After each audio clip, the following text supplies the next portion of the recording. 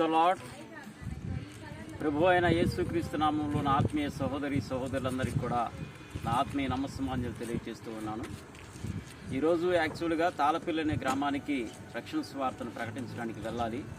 అయితే బైక్స్ లేనందువల్ల సహోదరులు ఎక్కువ మంది వచ్చారు, కానీ బైక్స్ లేనందువల్ల మేము వెళ్ళలేకపోయాం. మరి మాచర్ల పట్టణంలోని ఈ చెంచుకాలనీ అనేటువంటి ప్రాంతానికి రక్షణ సువార్తను ప్రకటించడానికి వచ్చాం. సో దయచేసి ప్రార్థించండి. ఒక 20 మంది నుంచి 30 మంది కూర్చోగలిగిన ఒక మినీ బస్ కోసమై ప్రార్థిస్తున్నాం. మీరు కూడా ప్రార్థించండి, సహకరించే వారికి తెలియచేయండి.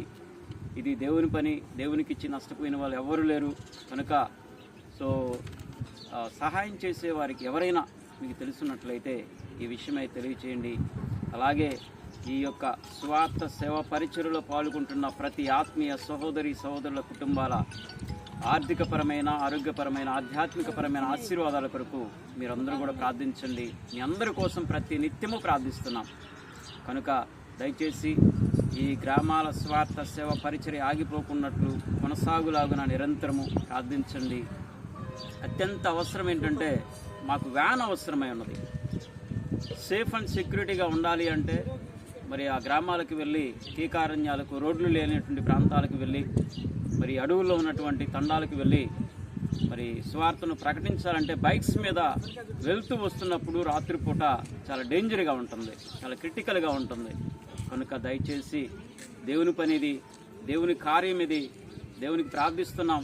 ఒక వాహనం కావాలని మీరు కూడా ప్రార్థించండి, సహకరించే వారికి తెలియచేయండి ప్లీజ్. Praise the lord. ఇట్లు మీ ఆత్మీయ సహోదరుడు బాలశౌరి, మాచర్ల, పల్నాడు జిల్లా, ఆంధ్రప్రదేశ్, ఇండియా. నా phone number 9866521486 9866521486. Thank you. Praise the Lord. Hallelujah. Praise the Lord. నా ఆత్మీయ సహోదరులందరికీ కూడా నా ఆత్మీయ నమస్సమాంజలు తెలియజేస్తూ ఉన్నాను. ఈరోజు ఒక స్లమ్ ఏరియాకి వెళ్ళి యేసుక్రీస్తు అంటే ఎవరో కూడా తెలియని అన్య జనాంగం దగ్గరికి వెళ్ళి యేసుక్రీస్తు వారి యొక్క రక్షణ స్వార్థను ప్రకటించడం మాకు చాలా సంతోషం అనిపించింది, ఆశ్చర్యం అనిపించింది. చాలామంది వచ్చారు ఆత్మీయ సహోదరులు, కానీ బైక్స్ లేని కారణం చేత వాళ్ళు తిరిగి వెళ్ళటం జరిగింది. కొంతమంది మాత్రమే వెళ్ళి అక్కడ రక్షణ స్వార్థను ప్రకటించాం. నిజంగా చాలా సంతోషం అనిపించింది. ఎందుకంటే యేసు ఎవరో కూడా మాకు తెలియదు అనేటువంటి చెంచు జాతి దగ్గరికి వెళ్ళి మేము ప్రకటించడం అనేది జరిగింది. చాలా సంతోషం.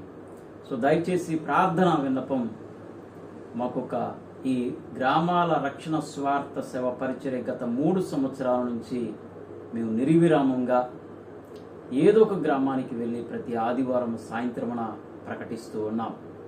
ఈ గ్రామాల స్వార్థ సేవ పరిచర్య కొరకు ఒక 20 మంది నుంచి 30 మంది కూర్చోగలిగిన ఒక మినీ బస్సు, ఒక మైక్ సెట్ అవసరమై ఉంది. దయచేసి మీరందరూ కూడా ప్రార్థించండి, సహకరించే వారికి తెలియచేయండి ప్లీజ్. చాలా అత్యంత అవసరమై ఉన్నది. ఎందుకు అంటే రోడ్లు బాగా లేనటువంటి కీకారణ్యాలకు, దండకారణ్యాలకు, తండా ప్రాంతాలకు వెళ్ళి రక్షణ స్వార్థను ధైర్యంగా ప్రకటిస్తూ ఉన్నాం ఆత్మీయ సహోదరులుగా కలిసి. సో కనుక బైక్స్ మీద వెళ్ళటము రావటము చాలా డేంజర్గా ఉంది. మీ అందరికీ తెలుసు. దేవునికి ఇచ్చి నష్టపోయిన వాళ్ళు ఎవ్వరు లేరు.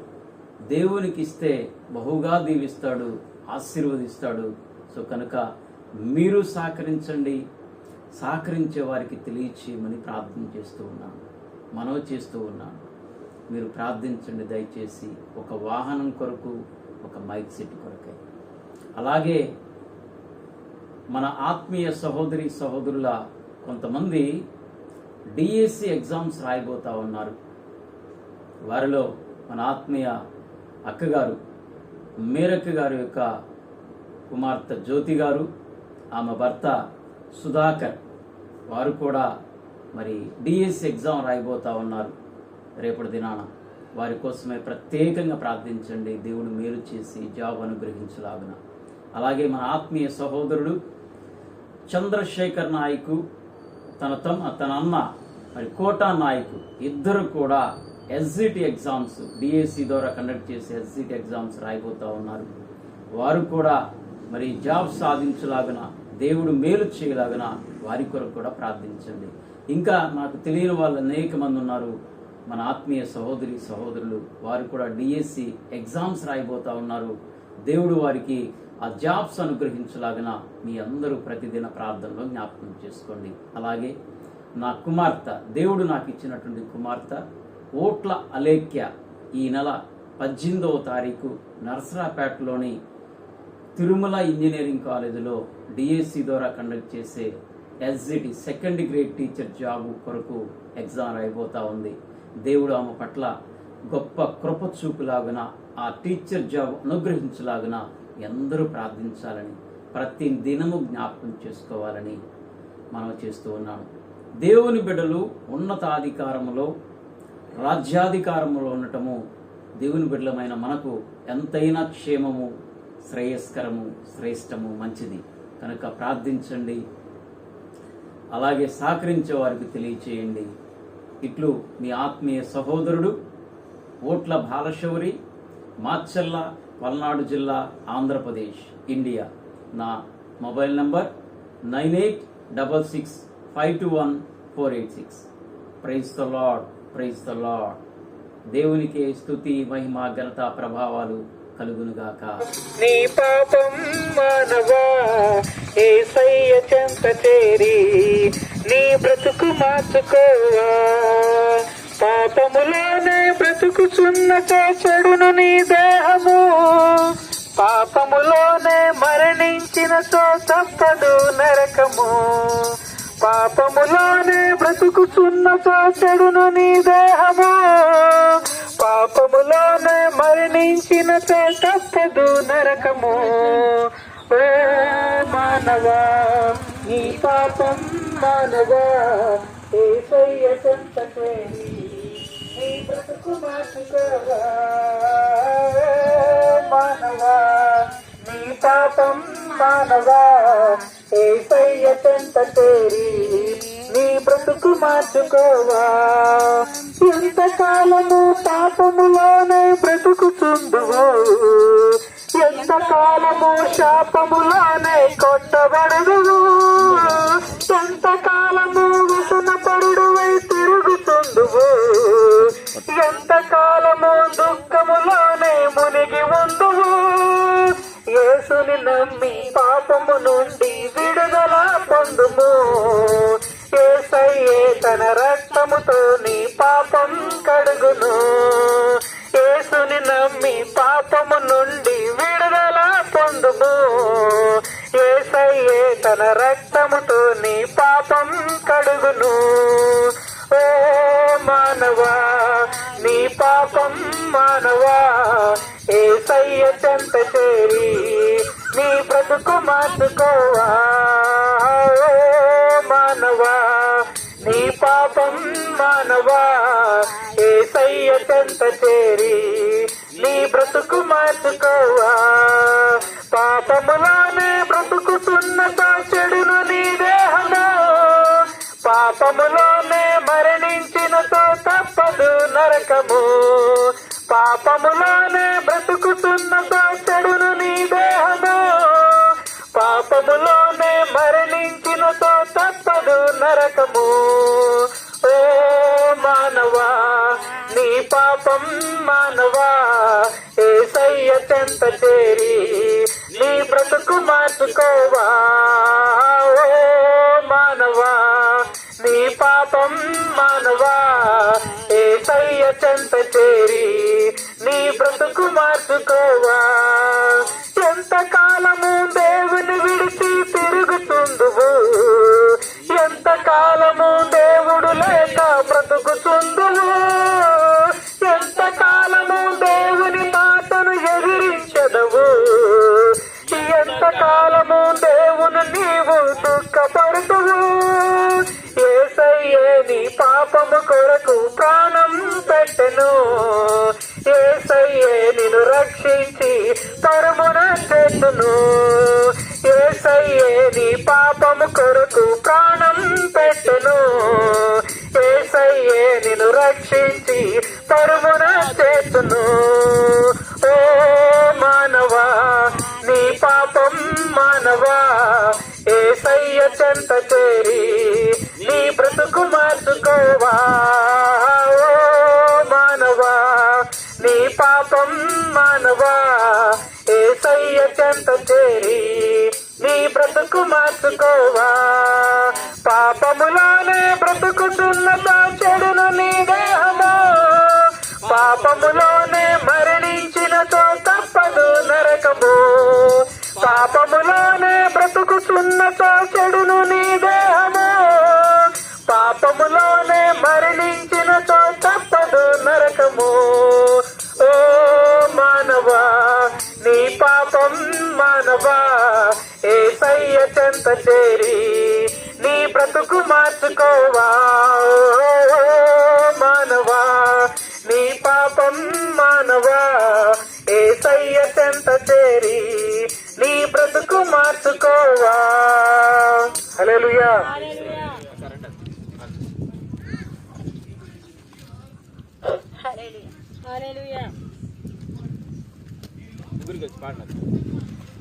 రాకడ సమయంలో కడబూర శబ్దంతో యేసును చేరుకునే విశ్వాసం నీకుందా?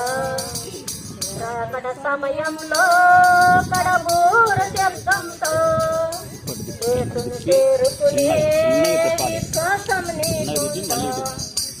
రావయ్యా యేసయ్యా వేగమ రావయ్యా, రావయ్యా యేసునాథా వేగమ రావయ్యా, రావయ్యా యేసయ్యా వేగమ రావయ్యా, రావయ్యా యేసునాథా వేగమ రావయ్యా.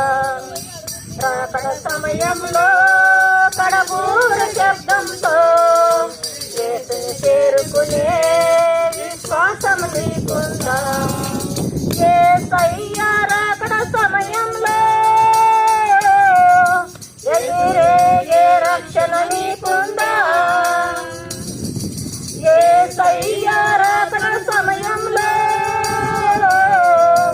ఎదురేగే రక్షణ నీకుందా? ఇంపైన ధూప వేదకదా ఏకాంత ప్రార్థన నీకుందా? ఇంపైన ధూప వేదకదా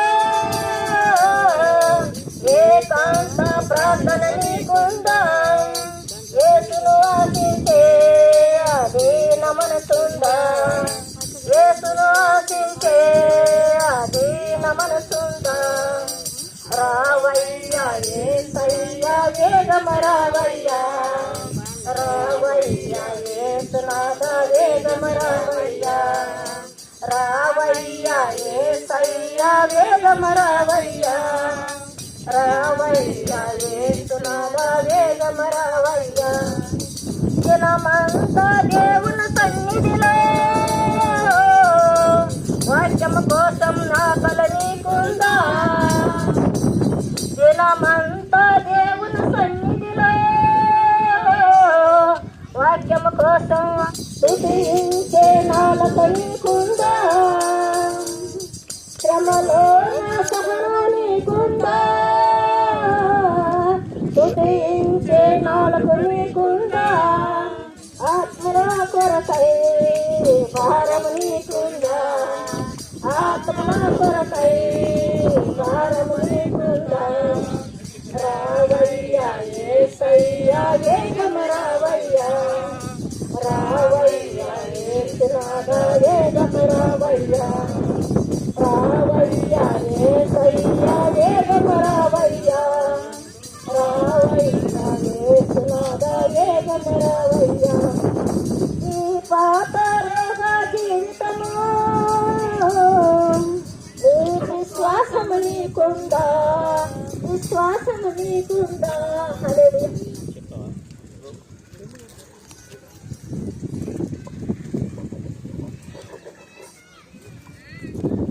ప్రైజ్ ది లార్డ్.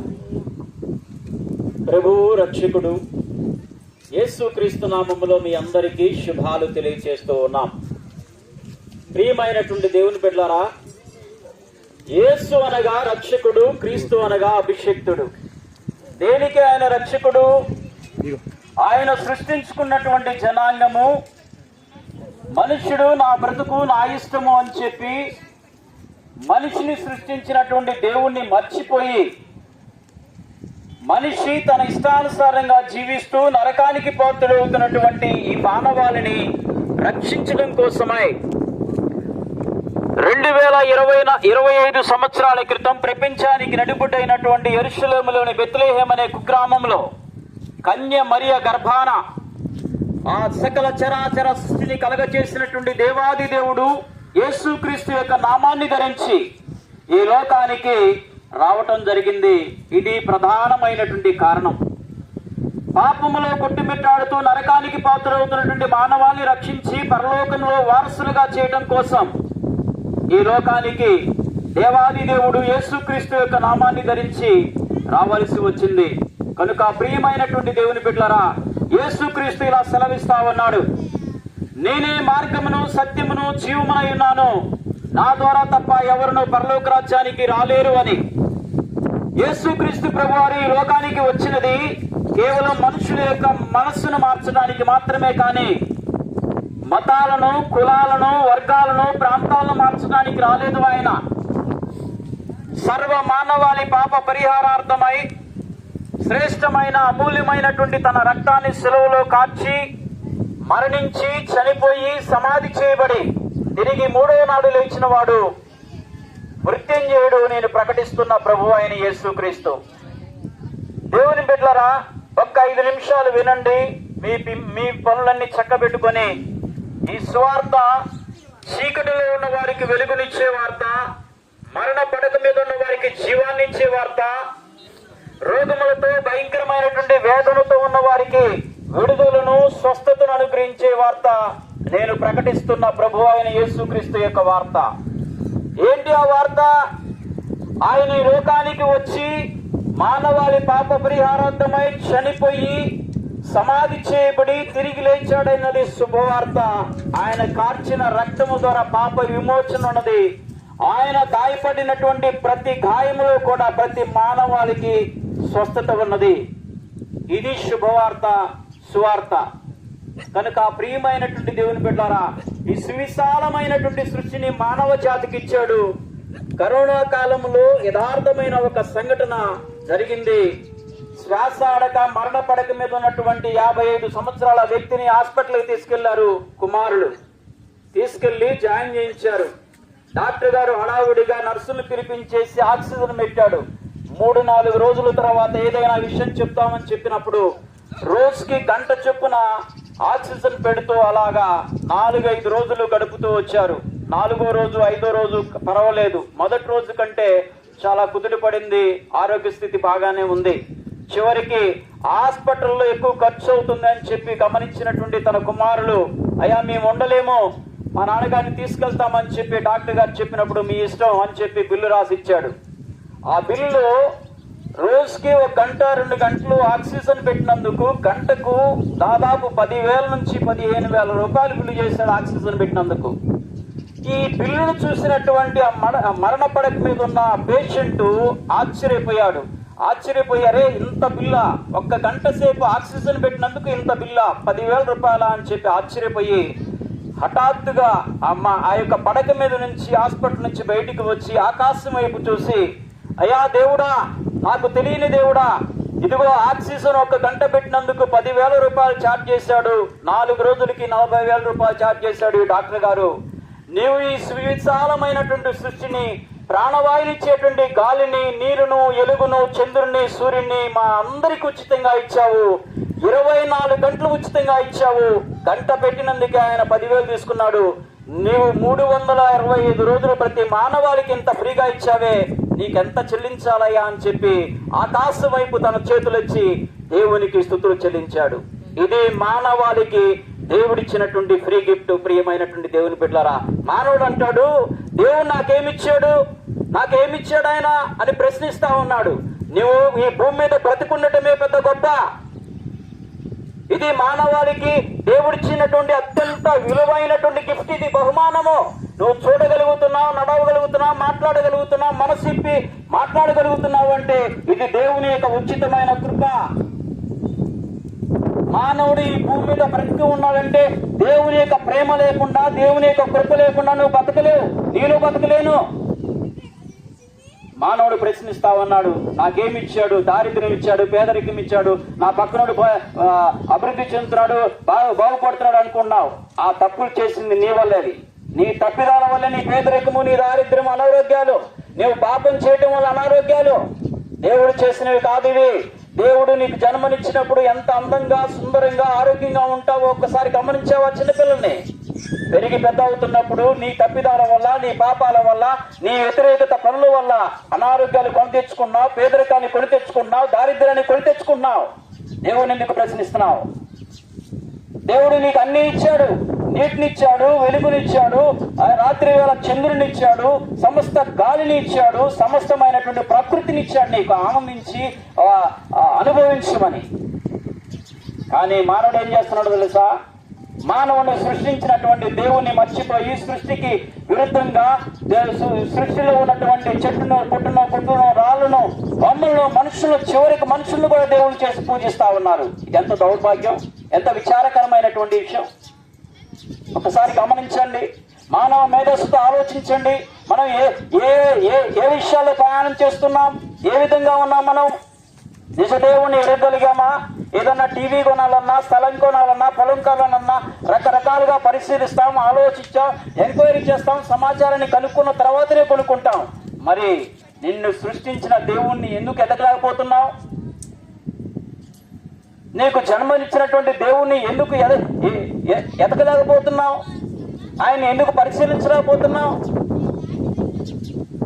కనుక ప్రియమైనటువంటి దేవుని బిడ్డలారా, దేవుడు కోరుకుంటుంది ఒకటే, నీ మణిమాణిక్యాలు, నీ ఇల్లు, స్థలాలు, పొలాలు, నీ పలుకుబడి అన్ని కోరుకోవటంలా నీ పరిశుద్ధమైన హృదయాన్ని కోరుకుంటున్నాడు. అందుకనే దేవుడు మనిషి యొక్క మనస్సును మార్చడానికి వచ్చాడే కానీ మతాలు, కులాలు మార్చడానికి రాలేదు. దేవుడు ఆ మనిషిలో ఉన్నటువంటి మనస్సుని ఆయన తయారు చేశాడు. కనుక ఆ మనస్సును మార్చడానికి, ఆ మనస్సులో, ఆ హృదయంలో దేవుడు నిలయమై నివాసమై ఉండటానికి వచ్చాడు. ఆయనే నేను ప్రకటిస్తున్న ప్రభువైన యేసుక్రీస్తు. ఇది రక్షణ సువార్త. ఇది రక్షణ సువార్త, మానవాళికి ఇచ్చేటువంటి గొప్ప రక్షణ సువార్త. కనుక నువ్వు ఎక్కడ ఉన్నా, ఈ ధ్వని యంత్రం ద్వారా నువ్వు వింటున్నా కూడా, ఇంట్లో ఉండి లేకపోతే ఎక్కడ ఉన్నా వింటున్నా కూడా ఈ వార్త నీ కోసమే అని చెప్పి ప్రియమైనటువంటి దేవుని బిడ్డలారా గమనించండి. నీ కోసం, నా కోసం చనిపోయిన వాడు ప్రభువైన యేసుక్రీస్తు. ఇది రక్షణ సువార్త. రక్షణ సువార్తను ఎందుకు గ్రహించకూడదు? ఎందుకు అంగీకరించకూడదు? ఎందుకు సత్యాన్వేషణ చేయకూడదు? నన్ను సృష్టించిన వాడు ఎవడు, నేను చనిపోయిన తర్వాత ఎక్కడికి వెళ్తాను అని చెప్పి ఎందుకు గమనించకూడదు? మానవునందు రెండు మార్గాలు ఉంచబడి ఉన్నాయి. ఒకటి నరకము, రెండు పరలోకము. నరకము బహు భయానకమైంది, భయంకరమైనది. యుగాలు మన శరీరం కాలుతూనే ఉంటుంది. చనిపోయిన తర్వాత అక్కడ రక్షించేవాడు ఉండడు. అక్కడ పండ్లు కొరుటువే, వేదన, అగ్ని ఆరదు, పురుగు చావదో. యుగాలు మన మానవుని యొక్క దేహము నరకంలో కాలుతూనే ఉంటుంది. ఎవరికి ఆ నరక ద్వారము ప్రవేశం అంటే, ఈ భూమి మీద దేవుడిచ్చినటువంటి జీవితాన్ని పరిశుద్ధంగా బ్రతకకుండా తనని ఇష్టానుసారంగా పాపములో బ్రతుకుతున్న, జీవితం నా ఇష్టమని బ్రతుకుతున్న వారికి నరకము తప్పదు. భయానకమైనటువంటి పరిస్థితి అక్కడ. పరలోకము, యేసుక్రీస్తు వారు నిత్యము నివాసము ఉండేటువంటి రాజ్యం అది. ఎవరికి ఆ రాజ్యములో ప్రవేశం అంటే, యేసుక్రీస్తును అంగీకరించి ఆయన మాటకు లోబడి పరిశుద్ధంగా, నీతిగా, యథార్థంగా బ్రతికే ప్రతి వారు కూడా యేసుక్రీస్తు ఉండేటువంటి పరలోక రాజ్యములో ఉండేటువంటి హక్కుదారులు అవుతారు. ఇది శుభవార్త, ఇది రక్షణ సువార్త. కనుక ప్రియమైన దేవుని బిడ్డలారా, ఇప్పుడు చెప్పు, నీకు నరకం కావాలా, పరలోక రాజ్యం కావాలా? యేసుతో సదా నివాసం చేసేటువంటి ఆ పరమ ప్రదేశము, మహిమ ప్రదేశము కావాలా? నిత్యము వేదన, దుఃఖము, పండు కొరుకుట, అగ్ని ఆరదు, పురుగు చావదు. చనిపోయిన తర్వాత నిత్యము మన శరీరం కాలుగుతూనే ఉంటుంది. అక్కడ రక్షించే నాథుడు కూడా ఉండడు. అలాంటి ప్రదేశం కావాలా? కొరకు ఈ భూమి మీద మానవుడు మరణించక ముందే తీర్మానం తీసుకోవాలి. నేను పరలోక రాజ్యంలో యేసుతో ఉండాలా, లేదా నిత్యము వేదనతో కూడిన, దుఃఖముతో కూడిన నరకములో ఉండాలా? చాయిస్ నీదే, నిర్ణయం నీదే, హక్కు నీదే. కనుక గమనించు, ఆలోచించు, మేలుకొలుపు కలిగి ఆ జ్ఞాన నేత్రాలు కలిగి జ్ఞానముతో జ్ఞానాన్వేషణ చేయి, సత్యాన్వేషణ చేయి. నన్ను రక్షించేవాడు రా యేసయ్యా, ఇక నుంచి నీ కొరకు జీవిస్తానయ్యా. ఇప్పటి వరకు నాయన నా కొరకు జీవించాను, నా ఇష్టానుసారంగా జీవించాను, ఇక నుంచి నీ కొరకు జీవిస్తానయ్యా, పరిశుద్ధంగా జీవిస్తానయ్యా, అనేక మందిని నీ వైపు తిప్పుతానయ్యా, నీ వైపు నడిపిస్తానయ్యా, యథార్థంగా పరిశుద్ధంగా నీతిగా జీవించేటట్లు చేస్తానయ్యా అని చెప్పి నీ హృదయంలో ఒప్పుకో. అంగీకరించి నీ పాపాలని అంగీకరించి యేసయ్యను ఒప్పుకో. దేవుడు తప్పకుండా నరకాన్ని తప్పించి పరలోక రాజ్యానికి తీసుకెళ్తాడు. అట్టి కృప, అట్టి జ్ఞానము, అట్టి మేలు కొలుపు దేవుడు మనందరికీ దయచేయును గాక. Amen. Praise the Lord, praise the Lord. ఏ దినమందైనా ఏ క్షణమైనా రాలిపోతుంది నేస్తమా, వాడిపోతుంది నేస్తమా, రాలిపోతుంది నేస్తమా, వాడిపోతుంది నేస్తమా. పాలరాతి పైన నడిచిన గాని, పట్టు వస్త్రాల నీవు తొడిగిన గాని, పాలరాతి పైన నీవు నడిచిన గాని, పట్టు వస్త్రాల నీవు తొడిగిన గాని, అందలము పైన కూర్చున్నా గాని, అందనంత స్థితిలో నీవున్నా గాని, కన్ను మూయడం ఖాయం, నిన్ను మోయడం ఖాయం, కన్ను మూయడం ఖాయం, నిన్ను మోయడం ఖాయం. కళ్ళు తెరుచుకోనేస్తమా, కలుసుకో యేసుని మిత్రమా. కన్ను మూయడం ఖాయం, నిన్ను మోయడం ఖాయం, కన్ను మూయడం ఖాయం, నిన్ను మోయడం ఖాయం. కళ్ళు తెరుచుకోనేస్తమా, కలుసుకో యేసుని మిత్రమా. పువ్వు లాంటిది జీవితము రాలిపోతుంది, గడ్డి లాంటిది జీవితము వాడిపోతుంది. పువ్వు లాంటిది జీవితము రాలిపోతుంది, గడ్డి లాంటిది జీవితము వాడిపోతుంది.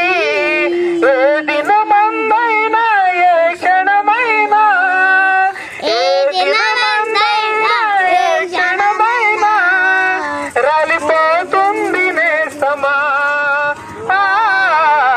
వాడిపోతుంది నేస్తమా, రాలిపోతుంది నేస్తమా, వాడిపోతుంది నేస్తమా. జ్ఞానమున్నదని నీవు బ్రతికిన గాని, డబ్బుతో కాలాన్ని గడిపిన గాని, జ్ఞానమున్నదని నీవు బ్రతికిన గాని, డబ్బుతో కాలాన్ని గడిపిన గాని, జ్ఞానము నిన్ను తప్పించదు తెలుసా, డబ్బు నిన్ను రక్షించదు తెలుసా. మరణము రాకముందే, అది నిన్ను చేరకముందే, మరణము రాకముందే, అది నిన్ను చేరకముందే, పాపాలు విడుగు నేస్తమా, ప్రభుని చేరు మిత్రమా. పాపాలు విడుగు నేస్తమా, ప్రభుని చేరు మిత్రమా. పువ్వు లాంటిది జీవితము రాలిపోతుంది, గడ్డి లాంటిది జీవితము వాడిపోతుంది. పువ్వు లాంటిది జీవితము వాడిపోతుంది, గడ్డి లాంటిది జీవితము వాడిపోతుంది. ఇలలో నీవు నేను స్థిరము కాదుగా, ధరలో మనకేది స్థిరము కాదుగా. ఇలలో నీవు నేను స్థిరము కాదుగా, ధరలో మనకేది స్థిరము కాదుగా. ఎంత సంపాదించిన వ్యర్థము తెలుసా, ఏది నీతో రాదని తెలుసా. వాడిపోయి రాలక ముందే, ఎత్తి పారవేయక ముందే, వాడిపోయి రాలక ముందే, ఎత్తి పారవేయక ముందే, పాపాలు విడుగు నేస్తమా, ప్రభుని చేరు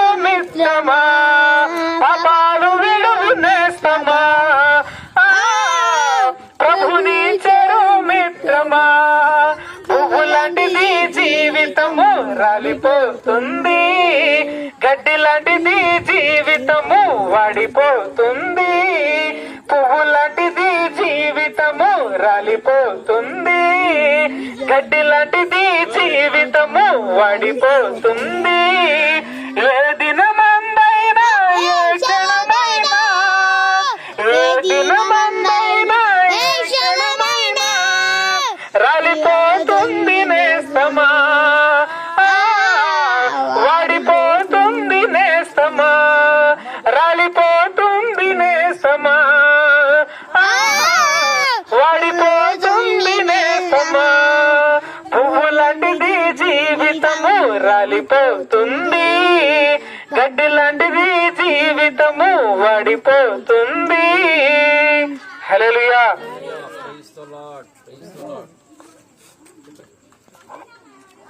హల్లెలూయా. యేసుక్రీస్తు నామాన్ని బట్టి ఈ ప్రాంత ప్రజలందరికీ శుభము కలుగును గాక. ప్రియ దేవుని పిల్లలారా, ఈ లోకంలో మనం అనుకుంటూ ఉంటాం విలువైనది ఏదా అంటే బంగారము, వెండు రకరకాలుగా చెప్తూ ఉంటాం. అయితే వీటన్నిటికంటే విలువైనది ఏందే అంటే మనిషి యొక్క ప్రాణం. మనిషే విలువైన వ్యక్తి.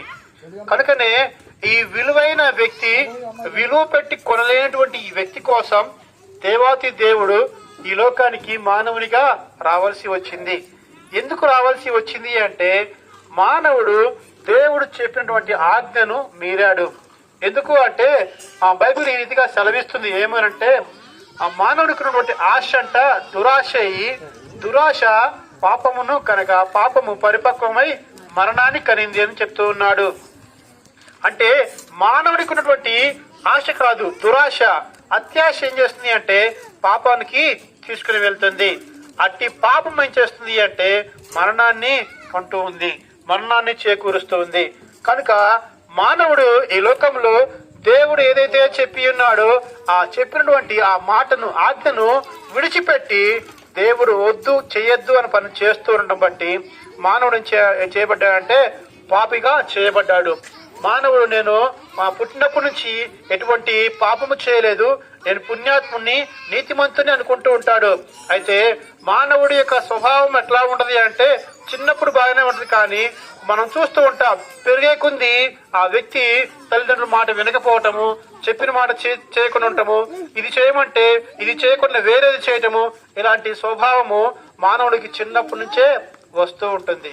కనుకనే ఇది ఏందయ్యా అంటే మనం గమనిస్తూ ఉంటే ఆ పాపము చేయటం వల్ల మనం ఏదైతే చేయొద్దు అనుకుంటున్నామో దాన్నే చేయటం, దానికోసం అని చెప్పేసి దేవత దేవుడు చేశాడంటే పాపం వల్ల వచ్చు జీతం మరణం. కనుక ఇట్టి మరణాన్ని ఆ మానవుడు జయించి పరలోక రాజ్యంలో చేరటానికి, దేవునితో యుగయుగాలు ఉండటానికి, ఆరని నిత్య నరకము తప్పించుకోవడానికి మానవుడిగా దేవుడు, సర్వశక్తిమంతుడైన దేవుడే ఈ లోకానికి తన మహిమను విడిచిపెట్టి రావాల్సి వచ్చింది.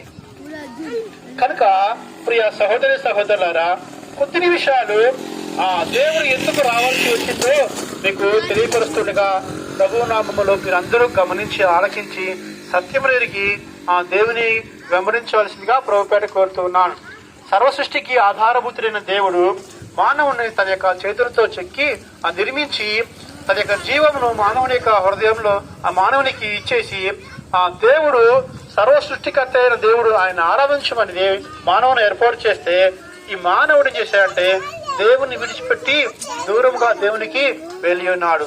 కనుక ఆజ్ఞ అతిక్రమించడం వల్ల వచ్చే ఆ పాపాన్ని మానవుడు జయించలేక పాపముకున్నటువంటి ఆ యొక్క స్వభావం ఏంటంటే మానవుని ఏలుబడి చేయడం బట్టి ఆ మానవుని యొక్క హృదయంలో ఆ పాపం ఉండటం బట్టి మనశ్శాంతి లేక మానవుడు ఏదేదో చేస్తూ ఉంటాడు. కనుకనే ఎంత డబ్బున్నా, ఎంత ఏమున్నా, ఎంత ఉన్నా గానీ మనం ఏం చేస్తూ ఉంటామంటే ఆ మనశ్శాంతి లేకపోతే ఈ రోజు నా మనసు బాగలేదని చెప్పేసి అనుకుంటా ఉంటాం. సో అలా అనుకుంటున్న దాన్ని బట్టి ఏంటంటే ఈ రోజు నా మనసు బాగలేదు, నేను తోటకి వెళ్తే అక్కడ మనసు బాగా ప్రశాంతంగా ఉంటది అని చెప్పేసి రకరకాల ప్లేసెస్ ని ఎన్నుకుంటా ఉంటారు. అది ఏదైనా కావచ్చు. కనుక మానవుడు కోరేది ఏంటంటే మనశ్శాంతి, చక్కగా ఉండాలి, మనస్సు నెమ్మదిగా ఉండాలి. ఆ నెమ్మదిగా ఉంటే ఎంతో బాగుంటుందని చెప్పేసి మానవుడు కోరుకుంటూ ఉంటాడు. కనుక ఇటువంటి ప్రశాంతమైన జీవితాన్ని మానవుడు కోరుకుంటున్నాడు. అది ఎక్కడ దొరుకుతున్నాయా అంటే ఒక్క యేసు ప్రభువారిలో మాత్రమే మనకు దొరుకుతుంది. సో అది ఎలా దొరుకుతుంది అంటే ఆ బైబిల్ ఈ రీతిగా సెలవిస్తుంది. ఏమంటే యేసే దేవుడని నీ నోటితో నీ ఒప్పుకొని నీ హృదయం ముందు విశ్వసిస్తే నీకు రక్షణ కలుగుతుంది. అట్టి రక్షణ నీకు దేవునితో ఉండేటువంటి సహవాసాన్ని ఏర్పాటు చేస్తుంది. దేవునితో నీవు సహవాసాన్ని ఏర్పాటు కలిగి ఉంటే ఆ దేవుడు ఏమంటున్నా అంటే నా శాంతిని నీకు అనుగ్రహిస్తా అంటున్నాడు.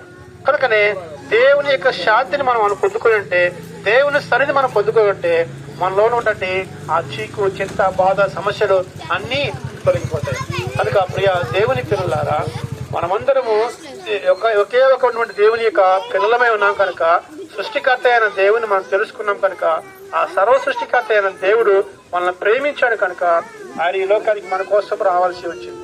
కనుక పాపం వలన వచ్చే మరణం కనుక అటు మరణాన్ని తప్పించడానికి సర్వ సృష్టికర్త అయిన దేవుడే ఈ లోకానికి రావాల్సి వచ్చింది. సో దేవుడు ఈ లోకానికి వచ్చిన తర్వాత ఏం చేశాడంటే నీ కోసం, నా కోసం, అందరి కోసం మనం పొందుకోవాల్సిన శిక్ష అంతా ఆయన భరించి కలువరి శిలువలో మరణించి చనిపోయి తిరిగి లేచి సజీవుడై మూడో దినమున సజీవుడై ఉన్నాడు. కనుక ఇటువంటి సజీవుడై తిరిగి లేచిన, సమాధికి గెలిచిన దేవుడు నిన్ను నన్ను ప్రేమించి మరలా రెండవసారి ఈ లోకానికి రాబోతున్నాడు. మొదటిసారిగా ఆయన నీ పాపము నా పాపం అన్నిటిని తీసివేయడానికి ఈ లోకానికి వచ్చి మరణించాడు.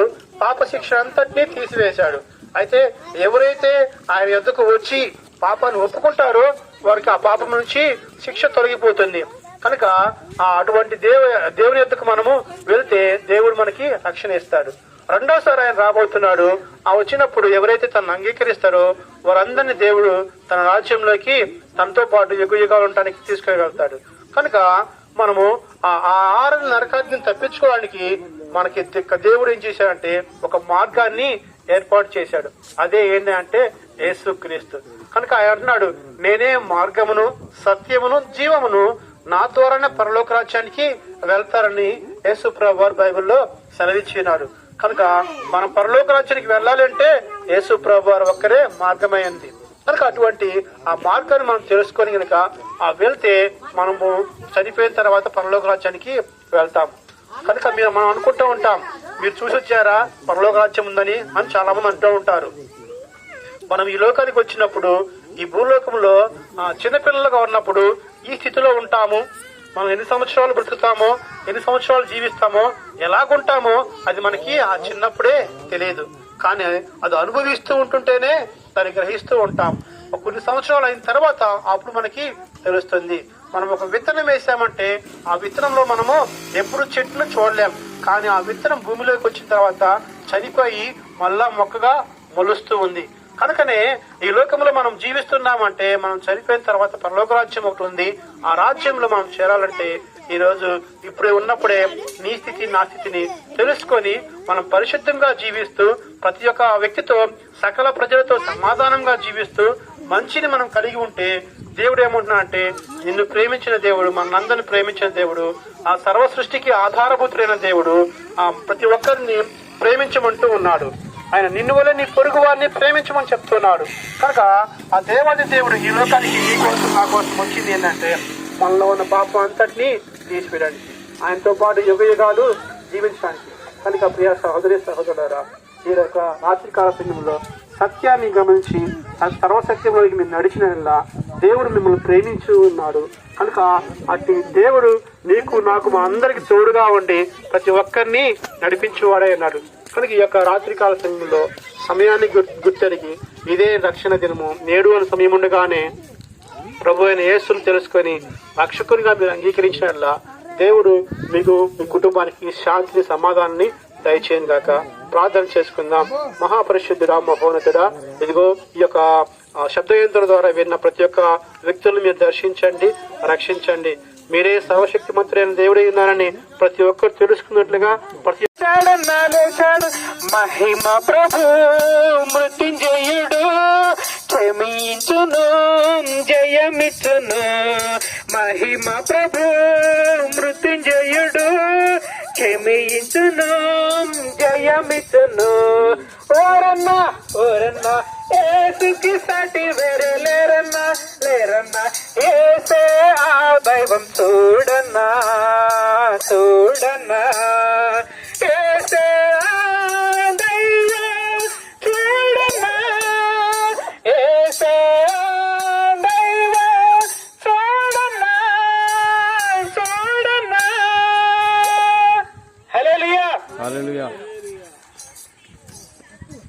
చెప్పాయా చందు, చెప్పు చెప్పు చెప్పు చెప్పాయా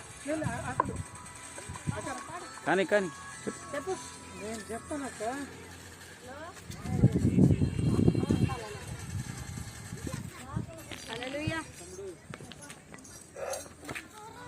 హల్లెలూయా.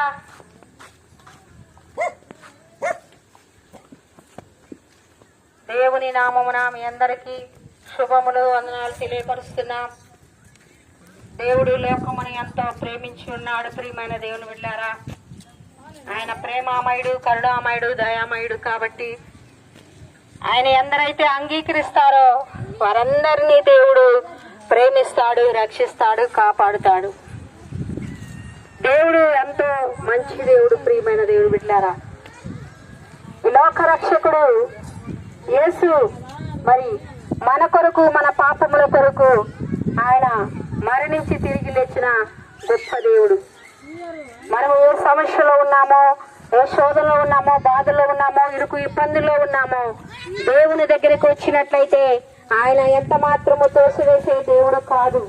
మనం ఇప్పుడు దేవుని మాటలు వింటున్న ప్రతి ఒక్కరు కూడా కొద్ది నిమిషాలు ఆయన్ని మాటలు విని ఆయన మీ హృదయంలో చేర్చుకున్నట్లయితే, ఆయన యేసు అని మీ నోటితో ఒప్పుకొని ఆయన అంగీకరించినట్లయితే ఆయన వీళ్ళ దేవుడు ఎంతో ప్రేమించేవాడు.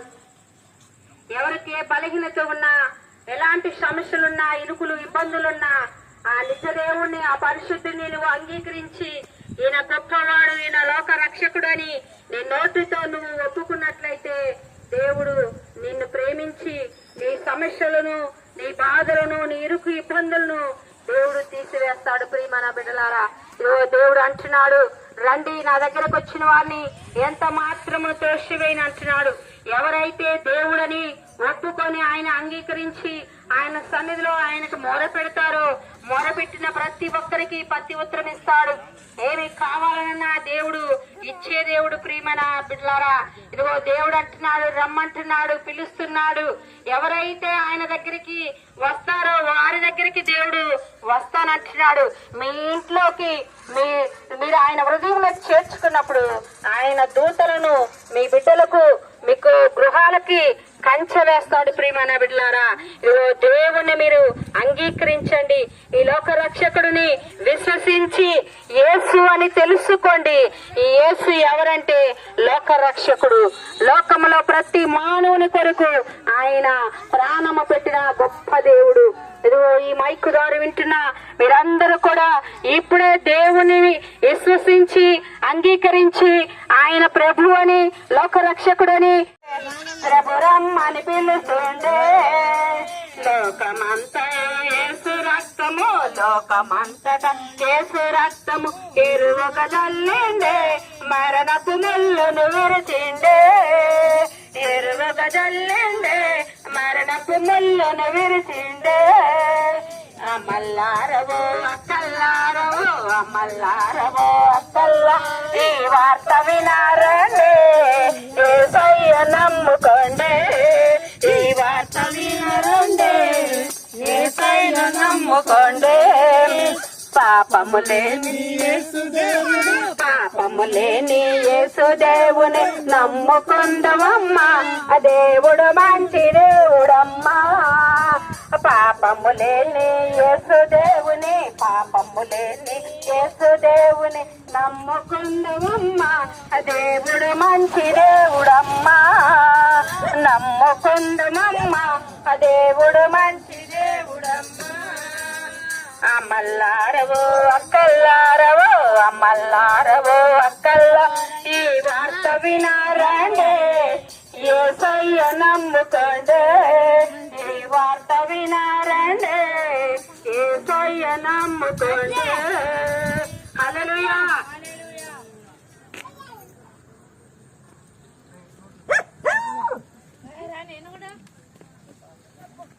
హల్లెలూయా. దేవుని ప్రజలైనటువంటి మీ అందరికి ప్రభు పేరిట మీకు అందరికి వందనాలమ్మా. మేము ఈ కాలనీ మొత్తము యేసు ప్రభు గురించి రక్షణ సువార్తను ప్రకటించి మరి ఈ లైన్లోకి రావడం జరిగింది. మేము ఎక్కువసేపు ఏం చెప్పమమ్మా, ఒక 10 నిమిషాలు ఓపికతో వినవలసిన ప్రభు పేరిట వేడుకుంటున్నాము. హల్లెలూయా. మరి మన దగ్గర అందరి దగ్గర పెద్ద ఫోన్లు ఉన్నాయి. పెద్ద ఫోన్లో ఒక 2-3 నెలల క్రితము బాగా అభివృద్ధి చెందిన దేశము, ఆ దేశంలో బాగా డబ్బున్నోళ్ళు ఉండే కాలనీలో వాళ్ళందరూ ఒక చోట ఇలానే కూడుకున్నారంట. కూడుకొని మనకు మనమే రాజులము, మనకు మనమే అన్ని ఏదైనా కావచ్చు, దేవుడిది ఏముంది, దేవునికి ఒకవేళ మీరు మార్కులు వేస్తే ఎంత వేస్తారు అని చెప్పి వాళ్ళందరూ మాట్లాడుకోవడం జరిగిందంట. అప్పుడు వాళ్ళందరూ దేవునికి ఎంత మార్కులు వేశారంటే కనీసం 35 మార్కులు కూడా వేస్తే పాస్ అయ్యేవాడేమో. కానీ అంత మార్కులు కూడా వేయలేదు దేవునికి. 160 మార్కు వేసి అందరు నవ్వుకున్నారంట. నవ్వుకొని దేవుడిది ఏం లేదు, మనమే గొప్పోళ్ళము, ఎందుకంటే డబ్బు ఉన్న చోటే అన్ని ఉంటది, మనమే ఏదైనా అని చెప్పి వెర్రవీగారంట.